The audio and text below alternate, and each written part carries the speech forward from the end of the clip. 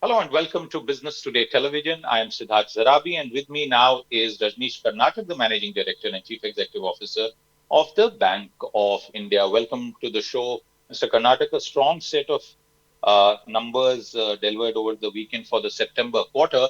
Take us through the key highlights. Yeah, thank you so much. So if you have seen already the numbers, we have improved our global business by 9% plus. Our global advances have increased by 10%. And if you see our domestic advances, there also has been the increase. As far as the CASA is concerned, on year basis, we have increased it by 6%. So in absolute number terms, if I want to give you, so we have touched our global business at 12.43 lakh crores. The increase has been on the absolute number more than 1 lakh crores. It is exactly 1 lakh 6,000 crores.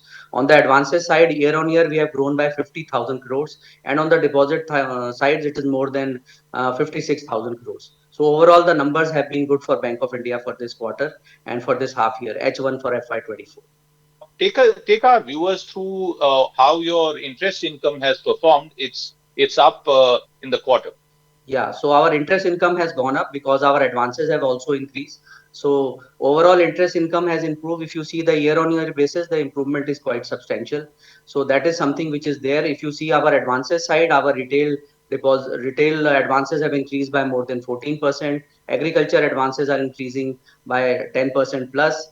MSME advances have also increased 10% plus. Overall on the RAM side, our credit has grown by 12% plus. So overall, the credit growth has been there because of which the interest income has also improved for the bank. And if you see the interest rise in interest income, it is also attributed to the fact that our EBLR has gone up. So presently our EBLR is at 9.25%. Year on year basis, if you see the EBLR, it has gone up by 1.05%. Our MCLR is presently hovering at around, which has also again gone up, and presently at we are at 8.75% on a 1 year MCLR. On a 1 year basis, year on year, if you see the MCLR, it has increased by 1.05%. So the transmission of interest rate on the advances side has been very good, and it has passed on to the borrowers. It has been passed on, though the repo rate on year basis has gone up by around 70 basis point, but the transmission from our EVLR and the MCLR has been much higher.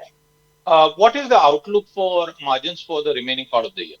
Yeah. So in the last quarter, while giving the guidance in June, I had said that we will protect the margin. So at that time, our NIM was at 3.03%. Now it has improved to 3.05%. So with this liquidity tightening scenario, which is already there in the market, and in between, Reserve Bank had also introduced the incremental CRR also, and the overseas also the tightening of liquidity is there in the American market. This Fed has also increased the rates. The rates are high not only in America but also in Europe. The overall global scenario also, the interest rates are going up and liquidity is also tight. However, in spite of this fact and other issues which are there on the tightening of the liquidity side, we feel at Bank of India that we will be able to protect the margin in FY24. Okay, at 3% plus. What about asset quality? There's been a sharp improvement in the quarter. Take us through the details. So as regards asset quality, if you see, let me begin with our SME numbers. So 5 crore and above SME numbers, which were at 14,000 crore in June quarter, they have come to around 5,700 crores only in the September quarter. So there, if you see from the overall standard book, it is only 1.24% of the total standard book of the bank. And if you see the SMA2 numbers within that SMA2 numbers, it is only 0.24% of our total standard book. So the asset quality is definitely improving. That is at the backdrop of the fact that one, we have started the zonal collection centers at all the 69 zones, where our staff is moving towards the branches, going out to the branches and also to the borrowers for collection activities for SMA 0, 1 and 2 accounts. Lot of monitoring is happening from the our zonal offices and also from the NBG offices, which are typically the general managers offices at the field level, and also monitoring from head office level, because of which the asset quality has improved. If you see our overall figures, our slippage ratio has improved. That has come down. Our credit cost has also come down year on year basis, and ROA has also improved on year basis. Simultaneously, if you see on the asset quality side, our gross NPA has come down and also the net NPA has come down. So all in all, the asset quality is improving for the bank. At the start of our conversation, you spoke about global business and how it's performed well. Do you expect it to sustain, at least in this vertical, given what is happening? Yeah, global business, if you see Bank of India numbers, we are very strong as far as the international business is concerned. If you see our September book, our total global business, 17% is the overseas business, which is the international business. So as far as the guidance is concerned, we continue to the giving of the guidance that our credit growth would be around 11 to 12% for March 24. And on the deposit side, our guidance is at around 10 to 11%. So this is the number which we will maintain in spite of the global headwinds which are there at the global level and the war which is there. But in spite of the fact, we are very sure and confident that our guidance for 11 to 12% of credit growth and 10 to 11% of the deposit growth will be maintained. This is at the backdrop of our very robust franchise which is there. We have around 5,100 branches, most of which is in rural and semi-urban areas. Then we have our ATMs and CRMs which are around 8,000. Then we have our business correspondents which are around 18,000 plus. So with all these delivery points which are there for the bank and the international branches, which are 22 branches and total offices around 46 offices at the international level, we are very confident that whatever the guidance we have given for FY24 on the top line side, both on the deposit and advances side, we'll be able to meet that. One of the issues that has been in the headlines is the growth of the unsecured book across the banking sector. We have had the regulator also comment on it. As far as the bank is concerned, the numbers suggest that the unsecured part of the book constitutes around 23%. Is this a matter of concern according to you? Yeah. So as far as the unsecured book of Bank of India is concerned, so as per our board approved policy, the number which we have is 30%. So we are well below that 22 to 23% at least. At present, we are there. Within that, there are two parts of that unsecured book, which is in the retail segment side, which is personal loan and some part of the education loan. So as far as personal loan is concerned, we are very cognizant with the credit underwriting in the personal loan. The CIBIL score is at a higher level where we are doing the CIC score whenever we are giving personal loan. Number two, we are giving personal loans only to the salaried customers and who are having accounts with us where the salary is coming in Bank of India saving accounts. So that is one credit underwriting which we have taken. Another thing, we have recently launched that Star personal loan scheme, under which also wherever we have given housing loans, there we are giving personal loans to the borrowers where the already mortgage is there as a housing loan. So as a top up, wherever the customer is requiring a personal loan, there we are giving personal loan.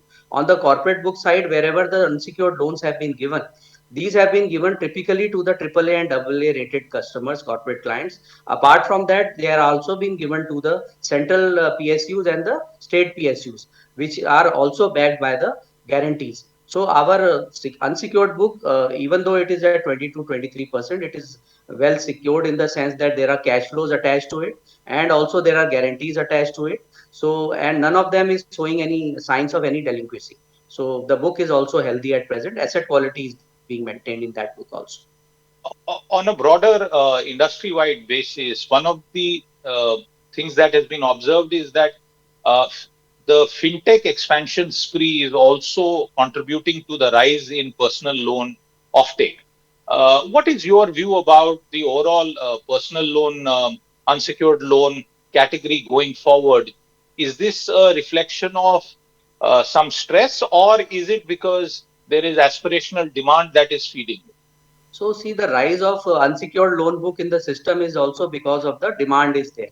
So a lot of demand is coming from individual customers for unsecured loan. And now, as you rightly said, because of the fintech, it has become a very smooth click of a button delivery. So that is something the customer does not have to come to branch. It is all digital based. It is host to host, which is there. The customer can sitting at his home take the personal loan in a few minutes. That is what it is. But as far as our bank is concerned, Bank of India is concerned, on the digital side, we do have a product which is a personal loan, which is digital, which is a clear host to host digital book is there. But the underwriting is very strong. Our rule engine is very much there. The CIC score is there. We are checking the CIC score. We are checking the defaults. We are checking the income and all income tax also and the monthly income. All these parameters are being checked before the rule engine ascribe some number to the personal loan which can be sanctioned, maybe a 1 lakh, 2 lakh, 5 lakh, depending on the rule engine which is there. So ring fencing is being taken care of, credit quality is being maintained, and credit risk is very much cognizant. We are very much cognizant of the credit risk which is there over there, and so a lot of underwriting due diligence is there, even on the digital part of the personal loan. Let's talk about lending rates. You have recently revised them, and we are in the festive season. What's the outlook there? Yeah, so lending rates are as you know, it's a correlation of the cost of funds which is there. So deposit costs are rising, as you are aware. The T-bill rates have gone up. OIS rate 1 year is also nearing to 7%. T-bill is also at 7.14%. If you see the bank's MCLR, I will talk of Bank of India. Presently, our 1 year MCLR, which we have raised by, as you rightly said, by 5 basis points from 1st November. Now it is at 8.75% for 1 year. So it was, the increase has been 1.05% on a year-on-year basis. So if you see September 22, what was our MCLR, and now what it is, the rise is 1.05%. So if you see the EBLR side, presently Bank of India is giving the EBLR at 9.25%. Our EBLR as on 30th September 22 was 8.25. The rise over there on the EBLR is 1%. However, if you see the repo rate over the last 12 months from September 22 to as on now, so presently it is 6.5%. The incremental increase has been around 70 basis points. So the pass on to the customer, to the borrower, definitely has been there, whether it is on the EBLR side or the MCLR side from the banking system. The transmission of rate has happened. So that is also because of the fact that our cost of funds is increasing, cost of deposit is increasing. So it is in line with that. In the end, we have to protect our NIMs also. As I told you earlier, that we will be protecting our NIMs at 3% plus. So we are taking care of all the things so that the profitability for the bank is also not hit at the end of the day. Do you think peak rates have been reached, or there is scope for further upward revisions? So we feel that because this is a busy season for this quarter up to December, there will be some pressure on the rates. But after December, definitely in the next ensuing 2 quarters, in the March quarter and the June quarter of 24, we see the softening of the rates. To what extent, if I may ask you? Maybe 20 to 30 basis point. All right, Mr. Karnatak, that will fit in with what we are hearing as far as price pressures are concerned. But clearly, the entire system will be looking out in the current quarter and the next quarter, because some of the conditions that you have mentioned are likely to persist. Thank you very much for your time with us today, for taking us through your strong set of numbers in the second quarter. With that, it's a wrap on this conversation. If you've been, thank you very much for watching. If you like the video, do like, comment, share and subscribe.